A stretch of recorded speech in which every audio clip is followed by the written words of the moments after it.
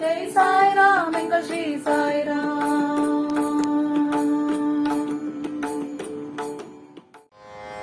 ஓம் சாய்ராம். சாய் அன்பர்களுக்கு என் பணிவான வணக்கங்கள். இன்று பிறந்த நாள், திருமண நாள் கொண்டாடிய அனைவருக்கும் நம் சாயப்பாவின் பரிபூர்ணமான ஆசீர்வாதங்கள் கிடைக்கட்டும். ஓம் சாய்ராம். நாம் 48 நாட்கள் ஸ்ரீ சாய்நாத ஸ்தவன மஞ்சரி பாராயணம் துவங்கியுள்ளோம். அனைவருடைய பிரார்த்தனைகளையும் நம் சாயப்பாவின் மலர் பாதங்களில் சமர்ப்பணம் செய்து அவருடைய அருளும் அனுகிரகமும் ஆசீர்வாதங்களும் அனைவருக்கும் கிடைத்து எல்லா வேண்டுதல்களும் நிறைவேற வேண்டும் என்று மனதார பிரார்த்தனை செய்து கொண்டு முழுமையான நம்பிக்கையுடன் தொடர்ந்து சாய்நாத ஸ்தவன மஞ்சரியை பாராயணம் செய்யலாம். ஓம் சாய்ராம். ஸ்ரீ சாய்நாத ஸ்தவன மஞ்சரி. ஸ்ரீ கணேசனை வணங்குகிறேன்.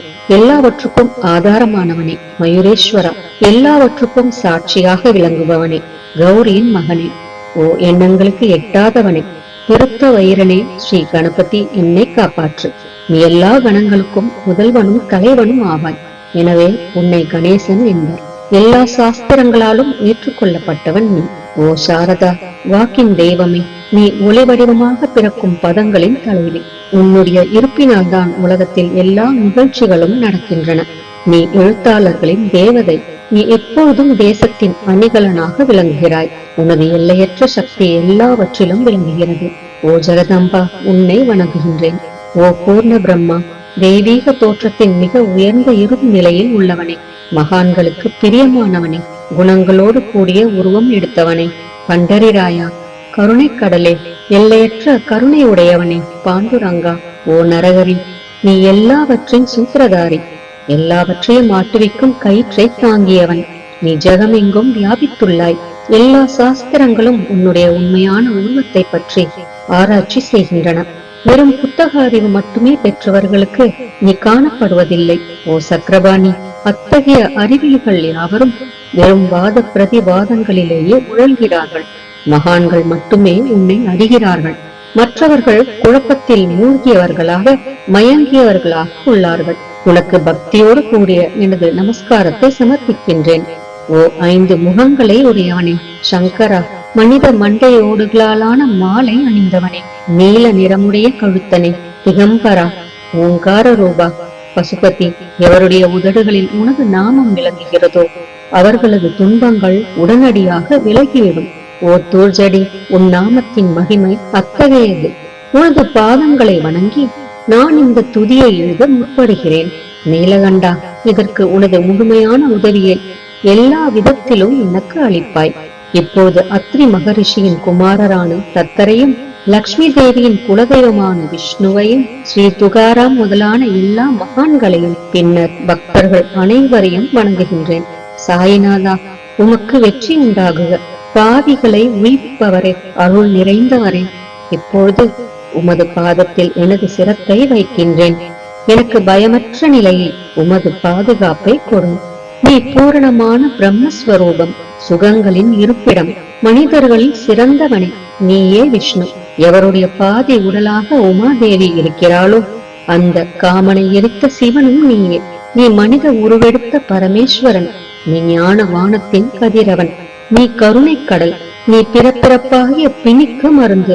நீ ஏழை எளியவர்களின் சிந்தாமணி. நீ உனது பக்தர்களை தூய்மைப்படுத்தும் கங்கா நதி. சம்சார கடலில் மூழ்குபவர்களுக்கு நீ ஓடம், அஞ்சுபவர்களுக்கு புகலிடம் நீ. இந்த பிரபஞ்சத்தின் மூல காரணமாக எந்த பரிசுத்தமான சைதன்யம் விளங்குகிறதோ ஓ கருணை கடலே, அது நீயே. இந்த பிரபஞ்சம் உனது ஒரு விளையாட்டு.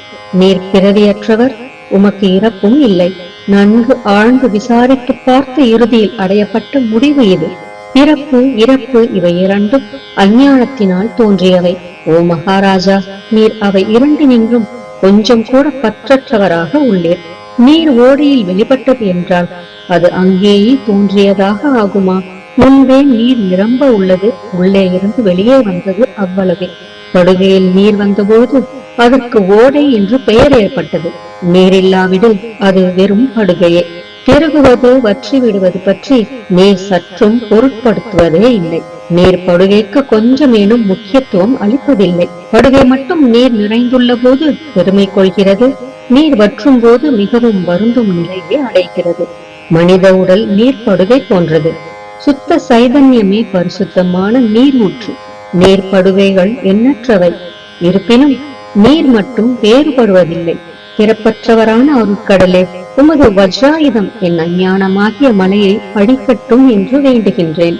இத்தகைய எண்ணற்ற தோற்றங்கள் இதுவரை பூமியில் ஏற்பட்டுள்ளன, இப்பொழுதும் இருந்து வருகின்றன, காலகிரமத்தில் இனிமேலும் ஏற்பட போகின்றன.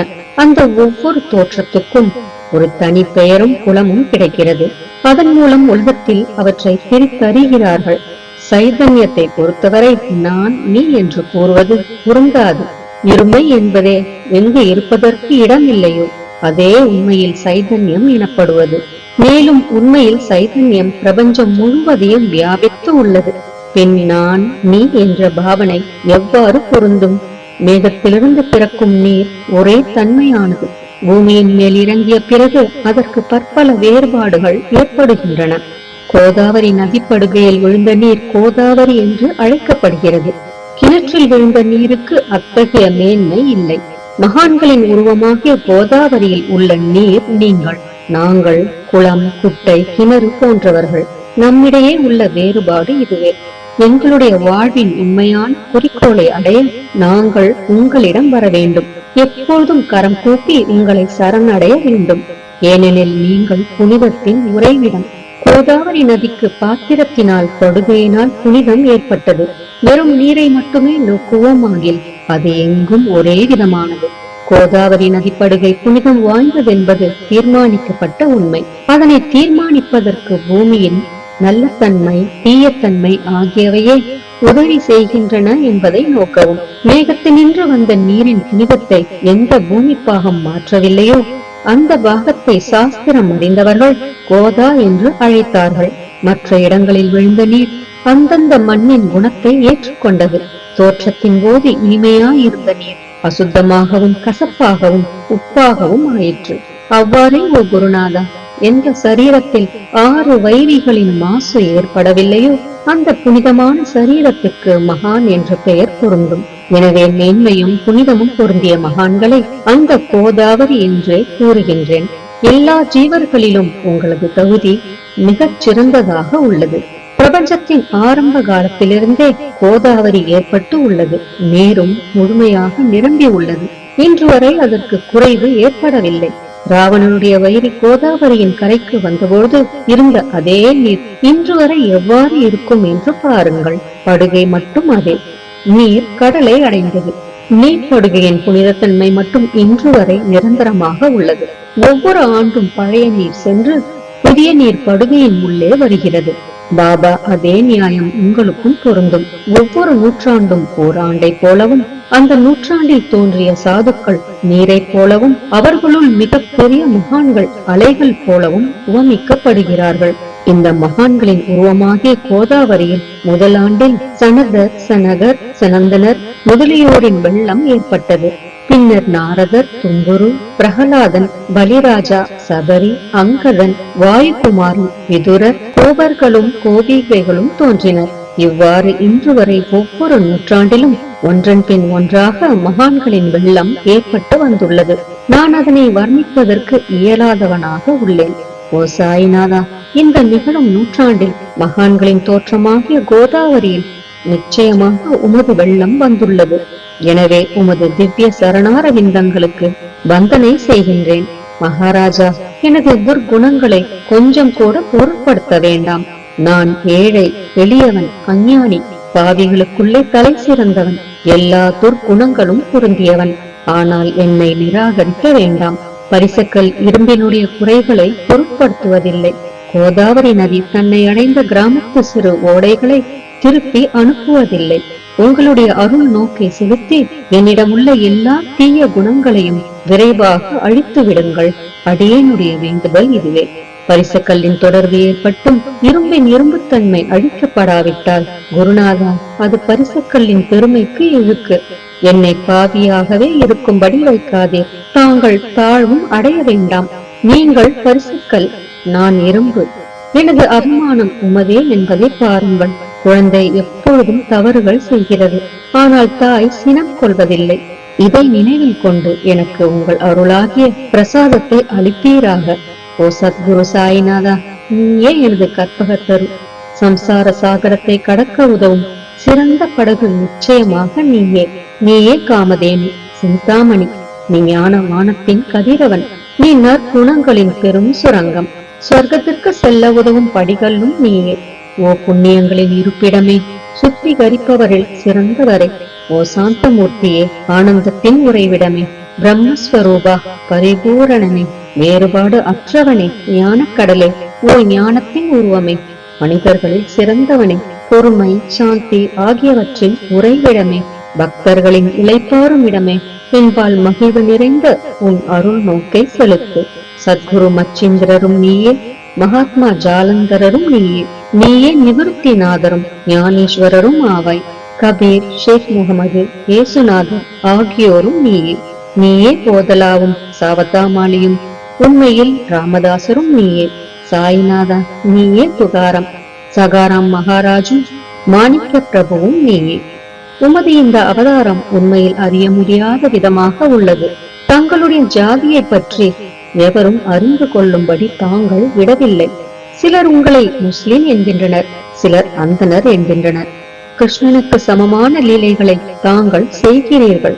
ஸ்ரீ கிருஷ்ணரை பார்த்து பலரும் பலவிதமாக பேசினர். சிலர் எதுகுலத்து அரிய ஆபரணம் என்றனர், சிலர் இடையன் என்றனர். யசோதை மென்மையான குழந்தை என்றாள். கம்சன் மகா காலன் என்றான். உத்தவர் அன்பு வடிவானவன் என்றார். அர்ஜுனன் பூர்ண ஞானி என்றான். அவ்வாறே தங்களை பற்றியும் தத்தமது மனதில் நிச்சயப்படுத்தியதற்கு தக்கபடி அவரவர்கள் அழைக்கின்றனர். மசூதி உங்களது இருப்பிடம். உமது காதுகள் குத்தி இருக்கப்படவில்லை. உங்களது பாதியா சரங்கையும் பார்த்துவிட்டு உங்களை முஸ்லிம் என்று கூறுவது பொருத்தமாகவே உள்ளது. அவ்வாறே கருணை வடிவான உமது அக்னி வழிபாட்டை பார்த்து நீங்கள் இன்றுதான் என்று எங்கள் மனதில் நிச்சயம் ஏற்பட்டது. ஆனால் வெளி விவகாரங்களில் உள்ள இத்தகைய வேறுபாடுகளை தர்க்கவாதிகளே விரும்புவார்கள். உண்மையான ஞானத்தில் ஆர்வமுள்ள பக்தர்கள் அவற்றுக்கு முக்கியத்துவம் அளிக்க மாட்டார்கள். நீங்கள் பிரம்மத்தின் நிலையில் விளங்குகிறீர்கள். உங்களுக்கு ஜாதியும் கோத்திரமும் இல்லை. நீர் எல்லோருக்கும் குருமூர்த்தியாகவும் ஆதி காரணமாகவும் உள்ளீர். முஸ்லிம் இந்துக்களிடையே பகைமை ஏற்பட்டதால் அவர்களை ஒற்றுமைப்படுத்துவதற்காக மசூதி அக்னி இரண்டையும் ஏற்று பக்தர்களுக்கு உங்கள் லீலையை காட்டினீர்கள். தாங்கள் ஜாதி மதங்களுக்கு அப்பாற்பட்டவர். நீங்கள் பிரம்மமே. உண்மையில் நீங்கள் அது தத்துவமசி. நீங்கள் உண்மையில் தர்க்கங்களுக்கு அப்பாற்பட்டவர். உங்கள் முன்னால் எவ்வளவோ தர்க்க விதர்க்கங்கள் நிகழ்ந்தன. அங்கே எனக்கு சாதாரண மொழிகள் எப்படி ஏற்படும்? ஆனால் உங்களை பார்க்கும் போது என்னால் மௌனமாக இருக்க முடியவில்லை. துதி செய்வதற்கு உலக வழக்கில் பதங்களே சாதனமாக உள்ளன. எனவே உங்கள் அருளாசியுடன் பதங்களால் என்னென்ன வர்ணனைகள் ஏற்படுகின்றனவோ அவற்றை எப்பொழுதும் செய்வேன். மகான்களின் தகுதி கடவுளின் தகுதியை விட வேறுபட்டதும் மிக உயர்ந்ததும் ஆகும். சாதுக்களின் அருகில் எனது உனது என்ற வேறுபாடுகளுக்கு சிறிதேனும் இடமில்லை. கிரண்ய கசிபுவுக்கும் ராவணனுக்கும் கடவுளை வெறுத்ததன் மூலம் மரணம் ஏற்பட்டது. இத்தகைய சம்பவம் ஒன்று கூட மகான்களின் கரத்தால் நிகழவில்லை. அரசன் கோவிச்சந்தன் ஜாலந்தரரை சாண குவியலில் புதைத்தான். ஆனால் அந்த மகான் மனம் வருந்தவில்லை. மாறாக அந்த அரசனை சம்சார சுழலிலிருந்து விடுவித்து அமரனாக செய்துவிட்டார். இத்தகைய மகான்களின் மேன்மையை எவ்வாறு வர்ணிப்பேன்? மகான்கள் சூரியனை போன்றவர்கள். அவர்களின் கருணை ஒளிமயமானது. மகான்கள் சுகம் தரும் சந்திரனை போன்றவர்கள். அவர்களது அருள் சந்திரனுடைய ஒளி போன்றது. மகான்கள் இதமளிக்கும் கஸ்தூரி போன்றவர்கள். அவர்களின் அருள் அதன் நறுமணம் போன்றது. மகான்கள் ரசம் நிரம்பிய கரும்பு போன்றவர்கள். அவர்களது அருள் அதன் இன்சுவை போன்றது. மகான்கள் நல்லவரிடமும் தீயவரிடமும் ஒரே விதமாக நடந்து கொள்கிறார்கள். மாறாக பாவிகளிடமே எல்லையற்ற அன்பு உள்ளவர்களாக உள்ளார்கள். கோதாவரி நதியின் நீரில் அழுக்கடைந்த துணிகளே துவைப்பதற்காக வருகின்றன. சுத்தமானவை கோதாவரியினின்று வெகு தொலைவில் பெட்டியிலேயே தங்குகின்றன. பெட்டியில் வைக்கப்பட்டிருந்த அந்த துணியும் ஒருமுறை கோதாவரியின் படுகையில் நன்றாக துவைப்பதற்காக வந்தது. இந்த உவமையில் பெட்டிதான் வைகுந்தம். நீங்களே கோதாவரி, நம்பிக்கையே படிதுரை, ஜீவாத்மாக்களே துணிகள். 6 வித விகாரங்களே அவைகளை பற்றியுள்ள அழுக்கு. உங்களது பாதார விந்தங்களை தரிசிப்பதே கோதாவரி ஸ்நானமாகும். எல்லா அழுக்குகளையும் போக்கி சுத்தப்படுத்துவதில் நீர் மிகுந்த சாமர்த்தியசாலி. சம்சாரத்தில் உழலும் ஜனங்களாகிய நாங்கள் மேலும் அழுக்கு படிந்தவர்களாக உள்ளோம். எனவே மகான்களின் தரிசனம் பெறுவதற்கு உரிமை பெற்றவர்கள் நாங்கள். கோதாவரி நதியில் நீர் நிரம்பி உள்ளது. படித்துறையில் துவைப்பதற்கான அழுக்கு துணிகள் உள்ளன. அவை அப்படியே துவைக்கப்படாமல் கிடந்தால் அது உண்மையில் கோதாவரிக்கு இழுக்கு ஆகும். நீங்கள் அடர்ந்த நிழலும் குளிர்ச்சியும் தரும் சிறந்த மரம். நாங்கள் உண்மையில் பாதசாரிகள். கதிரவன் தாபத்திரங்களாகிய வெயிலால் எங்களை சுட்டு எரிக்கின்றான். அவனுடைய தாபத்திலிருந்து கருணை கூர்ந்து, ஓ குருராயா, எங்களை காப்பாற்றும். உங்கள் நல்லருளின் குளிர் நிழல் இவ்வுலகிற்கு அப்பாற்பட்ட தன்மை அது. மரத்தின் அடியில் அமர்ந்ததும் ஒருவன் மேலே இருந்து வெயிலை உணர்வானாகின் அந்த மரத்தை எவர் நிழல் தரும் மரம் என்று கூறுவர். உமது அருளின்றி உலகில் நன்மை என்பது ஏற்படுவது இல்லை. தர்மத்தை நிலைநிறுத்துவதற்காக சேஷிஷாய் அர்ஜுனனுக்கு நண்பனானான். விபீஷணன் சுக்ரீவனுடைய அருளினாலேயே அரசன் ஸ்ரீராமனின் அருகாமையை அடைந்தான். மகான்களின் மூலமாகத்தான் ஸ்ரீஹரி மேன்மை அடைந்தார். எந்த பிரம்மத்தை பற்றி வேதங்களில் கூட வர்ணிக்கப்படவில்லையோ அத்தகைய பிரம்மத்தை உலகத்தில் சகுனமாக செய்து வெட்க வைத்தார்கள் மகான்கள். தாமாஜி என்ற பக்தர் வைகுந்தபதியும் ருக்மணி வரணுமாக இறைவனை ஒரு மகா தாழ்ந்த குலத்தவராக உருவெடுக்கும்படி செய்தார். சோகமேளா என்ற பக்தர் ஜெகதாத்மா ஆன இறைவனை தமது எருமைகளின் சவத்தை எடுக்கும்படி செய்தார். மகான்களின் பெருமையை உணர்ந்த ஜெகஜீவனாகிய இறைவன் அவர்களுக்காக தண்ணீரும் சுமந்தான். உண்மையில் மகான்கள் சச்சிதானந்த பிரபுவாகிய இறைவனின் எஜமானர்கள் ஆவார்கள். இப்போது அதிகம் சொல்வதற்கு எனக்கு வரவில்லை. நீயே எங்களுடைய தாயும் தந்தையும். ஓ சத்குரு சாய்நாதா, ஷீரடி கிராமத்தில் வசிப்பவரே, பாபா, உமது லீலைகளின் உண்மையான பொருளை எவரும் அறியவில்லை. அவ்வாறிருக்க எனது வெற்று வார்த்தைகள் எவ்வாறு அவற்றை விளக்க முடியும் சொல்லுங்கள். ஜீவன்களுக்கு ஓய்வளிக்கும் பொருட்டு தாங்கள் ஷீரடியில் வந்தீர்கள். அகல்களில் நீரூற்றி விளக்கேற்றி நீங்கள் எரிய வைத்தீர்கள். 7 சான் நீளமுள்ள குறுகிய மரப்பலகையை நீங்கள் படுத்துக் கொள்ளும் கட்டிலாக்கி உங்கள் யோக சாமர்த்தியத்தின் சக்தியை பக்தர்களுக்கு காட்டினீர்கள். அநேக பெண்மணிகளின் மலட்டு தன்மையை நீக்கி அருளினீர்கள். எத்தனையோ வியாதிகளை உதியின் மூலம் குணப்படுத்தினீர்கள். இவ்வுலக சம்பந்தமான துன்பங்களை நீக்குவது உமக்கு ஒரு பொருட்டே அன்று. யானை ஒன்று இரும்பை ஒரு சுமையாக எவ்வாறு கருதும்? இப்போது குருராயா, இந்த எளியவன் பால் கருணை காட்டுவீராக. நான் உமது பாதங்களை அண்டியுள்ளேன். என்னை திருப்பி அனுப்பிவிடாதீர்கள். நீர் அரசருக்கெல்லாம் அரசர், குபேரனுக்கும் குபேரர், வைத்தியருக்கெல்லாம் வைத்தியர். உங்களை விட சிறந்தவர் எவரும் இலர். மற்ற தெய்வங்களை பூஜிப்பதற்கு அதற்கு தகுந்த சிறப்பு உபகரணங்கள் உள்ளன. ஆனால் உம்மை பூஜிப்பதற்கு உலகில் பொருட்களே இல்லை. சூரியனுடைய இல்லத்தில் தீபாவளி பண்டிகை வந்ததென்றால் எப்பேற்பட்ட பொருட்களை கொண்டு அதை கொண்டாடுவோம். சமுத்திரத்தின் தாகத்தை தீர்க்க இந்த புவியிடத்தில் நீர் இல்லை. நெருப்பை உஷ்ணப்படுத்த எங்கிருந்து அக்னி கொண்டு வருவது? ஓ ஸ்ரீ சமர்த்தா குருராயா, பூஜைக்குரிய பொருட்கள் யாவும் உண்மையில் உமது ஆத்மாவின் அம்சமாய் உள்ளன.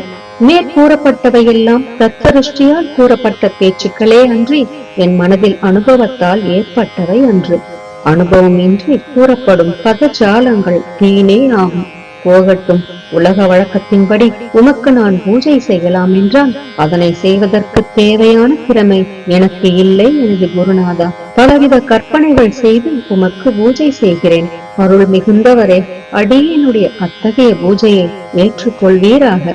இப்போது அன்பு கண்ணீரால் உமது பாதங்களை கழுவுகின்றேன். உண்மையான பக்தியாகிய சந்தனத்தை அரைத்து உமக்கு பூசுகின்றேன்.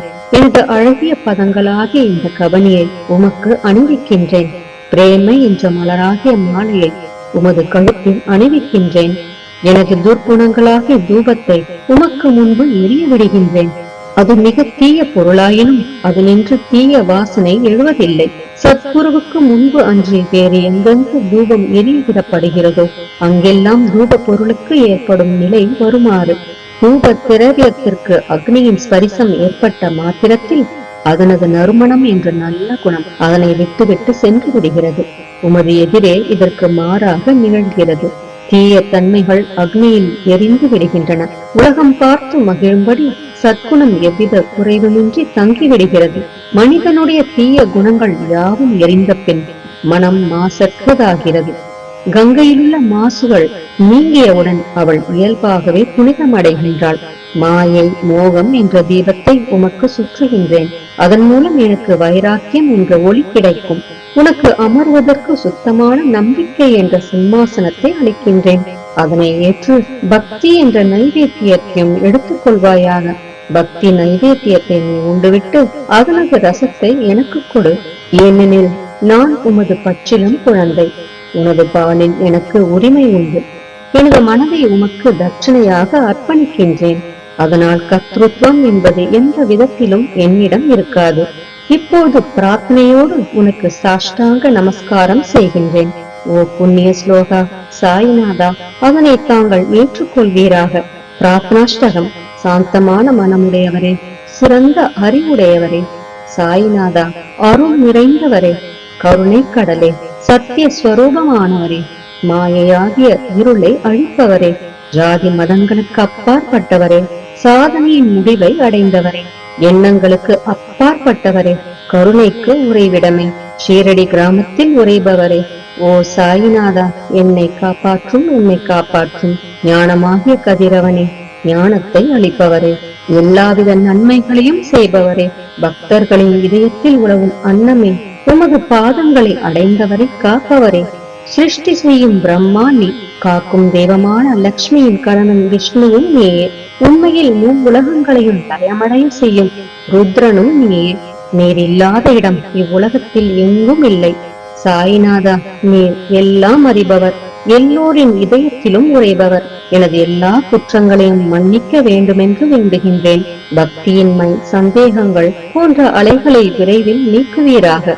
நீர் பசு, நான் பச்சிலங்கன்று. நீர் சந்திரன், நான் சந்திரகாந்தக்கல். உங்கள் பாதங்கள் கங்கா நதியின் ஸ்வரூபமானவை. அவற்றை நான் பக்தியோடு வணங்குகின்றேன். இப்பொழுது உமது அடைக்கலம் அளிக்கும் அருள்மயமான கரங்களை எனது சிரத்தின் மேல் வைப்பீராக. எனது வருத்தங்களையும் கவலைகளையும் நீக்குவீராக. இந்த கணு தங்கள் பணியாளன். இந்த பிரார்த்தனாஷ்டகத்தை கூறி நான் சாஷ்டாங்க நமஸ்காரம் செய்கின்றேன். எனது பாவங்களையும் துன்பங்களையும் ஏழ்மையையும் உடனடியாக நீக்குவீராக. நீர் பசு, நான் கன்று. நீர் தாய், நான் குழந்தை. என் விஷயத்தில் மனதில் கடினம் கொள்ள வேண்டாம். நீர் மலையகிரியில் உள்ள சந்தன மரம், நான் முள்ளடர்ந்த புதர். நீர் புனிதமான கோதாவரி நீர், நான் பெரும் பாவி. ஓ குருராயா, உமது தரிசனம் ஏற்பட்ட பிறகும் என்னிடத்தில் உள்ள துர்க்குணம் என்ற மாசு அவ்வாறே தங்கி இருக்குமாகில் உம்மை சந்தனம் என்று எவர் கூறுவர்? கஸ்தூரியின் அண்மையை அடைந்த மண்ணும் உயர்வாக மதிக்கப்படுகிறது. மலர்களின் அண்மையால் நாரும் தலையில் உயர்ந்த இடத்தை பெறுகிறது. மகான்களின் தன்மையும் இத்தகையது. அவர்கள் எந்தெந்த பொருட்களை ஏற்றுக்கொள்கிறார்களோ அவற்றை உயர்ந்த நிலைகளில் அடைவிக்கிறார்கள். சிவபெருமான் விபூதி, கோவணம், நந்தி ஆகியவற்றை ஏற்றுக்கொண்டதால் எல்லா திக்குகளிலும் அந்த பொருட்களுக்கு மிகவும் மதிப்பு ஏற்பட்டுள்ளது. இடையர்களை மகிழ்விக்கும் பொருட்டு பிருந்தாவனத்திலும் யமுனை நதிக்கரையிலும் ஜகத்துக்கெல்லாம் இறைவனானவன் தைக்காலா என்ற விளையாட்டை விளையாடினான். ஞானிகள் அவ்விளையாட்டையும் உயர்வாக மதிக்கிறார்கள். அவ்வாறே நான் துராசாரி ஆயினும் உம்மை அடைந்துள்ளேன். ஓ குருராயா, எனவே இதை பற்றி உம் உள்ளத்தில் எண்ணி பாரும். ஓ குருராயா, ஈகத்திலும் பரத்திலும் எந்தெந்த பொருட்களை சுகமென்று என் மனம் சந்தேகமர கருதுகின்றதோ அவற்றையெல்லாம் நிறைவேற்ற வேண்டும். உமது கருணையினால் இவ்வாறு செய்துவிடும். எனது மனதை அடக்கிவிடும்.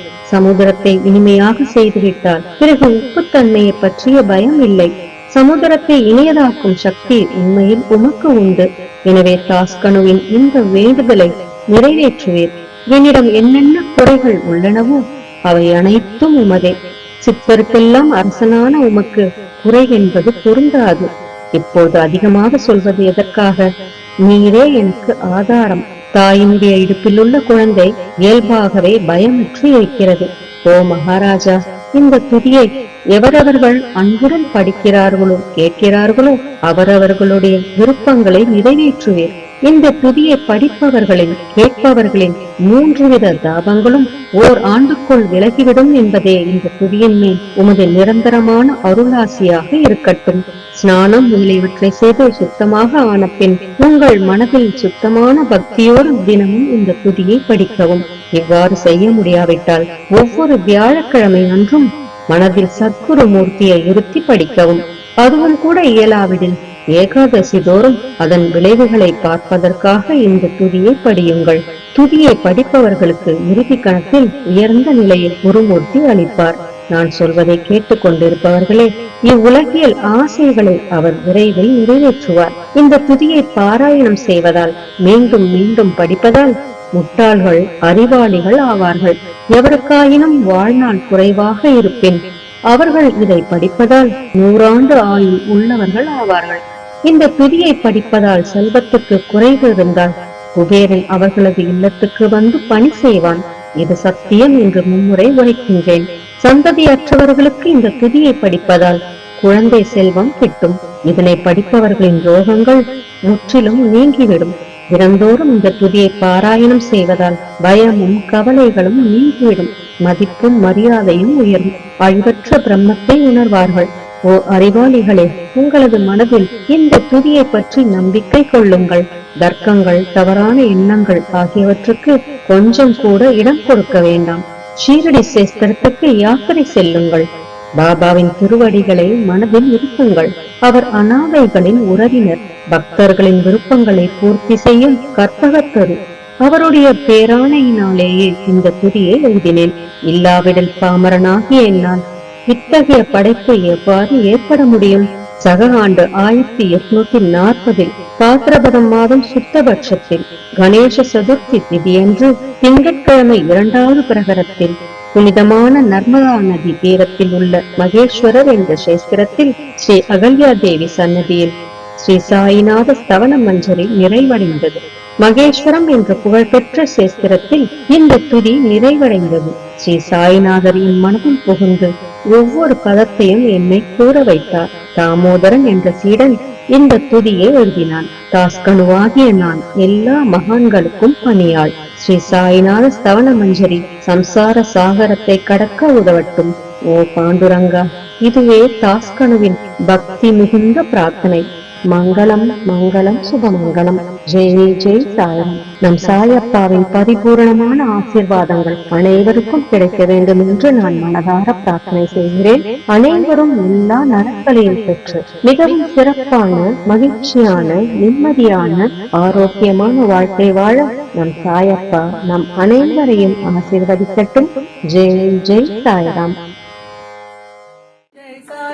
जय श्री साई राम, जय साई राम एंगल श्री साई राम, जय साई राम, जय श्री साई राम, जय साई राम एंगल श्री साई राम.